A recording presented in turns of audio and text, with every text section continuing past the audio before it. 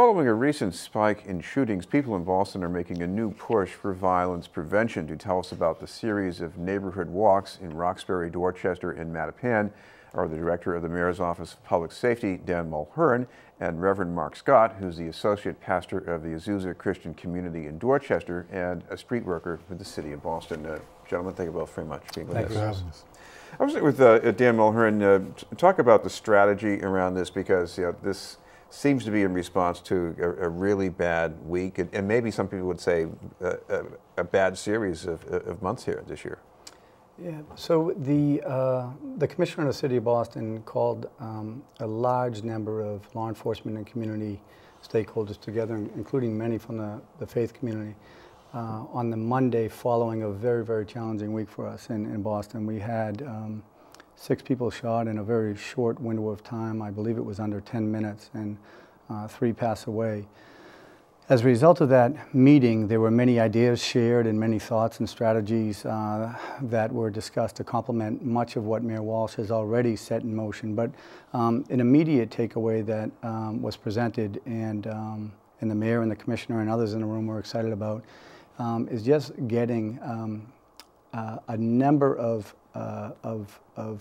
residents, of stakeholders, of elected officials, and other community members out in a very informal way to walk through our neighborhoods to make sure that we did everything we could to provide peace of mind to our neighbors and let them know that there was a full commitment from the city of Boston that we were in this together to figure out ways to disrupt this violence and to try to support the neighbors and the families that had been through and frankly been traumatized by this spike.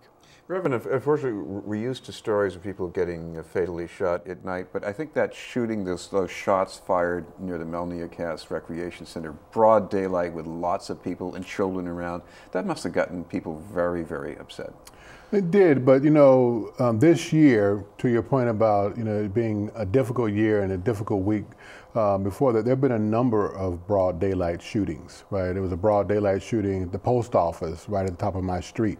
So there have been a number of those kinds of shootings near playgrounds in very public areas. So part of the reason why we wanted to do this is to be visible, right? It's not going to make all the problems go away. It's not a magic bullet, and people don't think this is a simple set of issues to solve. But at the very least, we can walk, and at the very least, we can talk to each other. So it's a beginning, or really a continuation. One of the churches that's been involved in this 12th Baptist, Pastor Arthur Gerald, they've been walking all summer.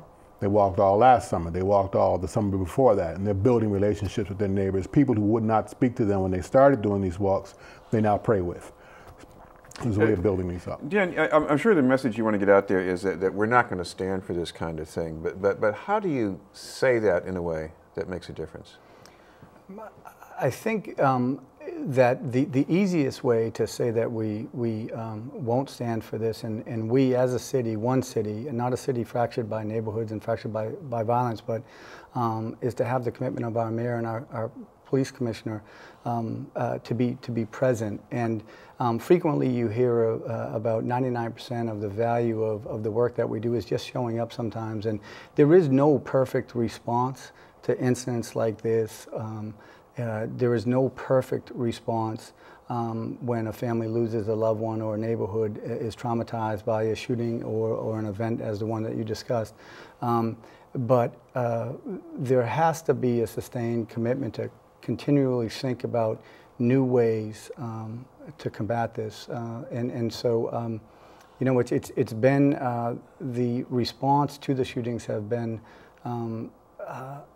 have excited and motivated a number of others that wouldn't necessarily come out and get off their porch to be part of the solution. Reverend, talk about the importance of starting conversations, you said, between people who don't usually talk to each other. Explain that. Well, I mean, in these walks, you have a wide variety of people, right? So you have the faith community, and it's not just Christian, it's also members of the Islamic faith have been involved, rabbis been involved. We start the walks in prayer, and so you have 3 prayers from each of the 3 Abrahamic traditions, right? So there is peace and some unity there. The NAACP has been involved, the Boston Police Department has been involved, the Teen Challenge, Teen Empowerment, which is a youth development, youth activist. They've been involved. ABCD, nonprofit agency addressing issues of poverty and education. They've been involved. And so it's not that we don't necessarily know each other, but it's given us an opportunity to sort of walk through the neighborhood and talk with one another. And then we're also talking to people who are sitting on the porches, people who are walking along the street, and we say, well, let me tell you what this is, and it gives us a chance to have a conversation there. Dan, one of the things that we keep hearing about, especially from officials who try to say what's behind this, there's a gang element in there somewhere, but how does a street walk and conversations do something about that? So we, like most major cities in America, have our challenges around some of the young people that are associating themselves with gangs in our city. And there's always going to be a enforcement approach in the Boston Police. Unfortunately, at different times, we'll have to arrest and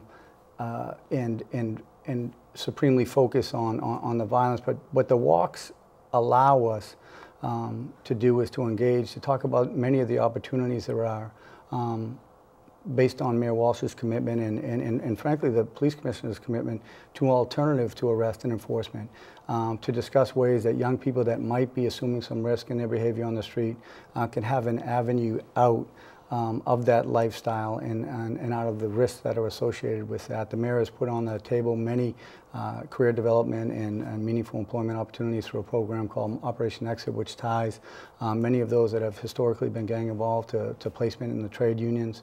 And he's currently exploring other opportunities in the culinary arts and in a program called Resilient Coders that is being spearheaded by a gentleman named David Delmar. So it really provides an opportunity for us to engage and the police to engage and elected officials to engage with our young people and people in our neighborhoods to talk about how things can be done differently if the right choices are made. Reverend, we're going to be on at the earliest tonight at 5:30, so is there any information we can give people about any event coming up or some way to get involved in the efforts? Tonight we'll be at Norfolk Park, which is right near the Mildred School, at 6 o'clock. So that's where we'll be gathering. We'll be right there in the park, and then we'll go out and do the walk on this evening. We're going to continue these walks all the way through September. So anybody that comes out tonight, we'll be working to try to share information about what our schedule is going forward. It'll be, every evening it'll be at 6 o'clock. To your question earlier about the gang involvement associations, one of the big partners in these walks have been the street workers. The city is fortunate to have a team of street workers who have relationships with a lot of folks who are involved in that. They're on the walks too. So when we've been walking, and if they happen to be out and around, then there's an ability to engage them in a conversation, with the leadership that's provided by the street workers. Thank you both very much, Reverend Mark Scott and Dan Mulhern. Thank you, Chris.